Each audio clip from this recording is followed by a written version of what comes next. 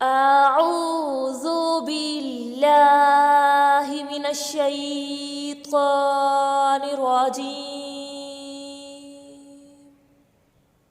بسم اللہ الرحمن الرحیم۔ السلام علیکم ورحمۃ اللہ وبرکاتہ۔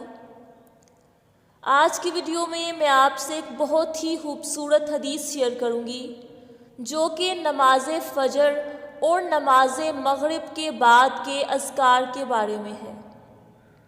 ابو داؤد کی روایت ہے کہ رسول کریم صلی اللہ علیہ وآلہ وسلم نے ارشاد فرمایا کہ نماز فجر اور نماز مغرب کے بعد کسی سے بات کرنے سے پہلے اگر 7 دفعہ تم نے اللہم اجرنی من النار، اللہم اجرنی من النار، ترجمہ اے اللہ مجھے دوزخ سے محفوظ فرما دے، پڑھ لیا تو اس دن یا اس رات میں اگر مر جاؤ گے تو تمہاری دوزخ سے ضرور خلاصی ہوگی انشاءاللہ تعالی۔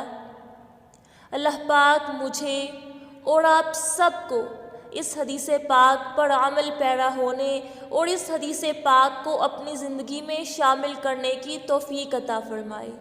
اللہ پاک سے دعا ہے کہ اللہ پاک مجھے اور آپ سب کو ہمارے نبی حضرت محمد مصطفیٰ صلی اللہ علیہ وآلہ وسلم کے پیارے طریقوں کی پیروی کرنے کی توفیق عطا فرمائے۔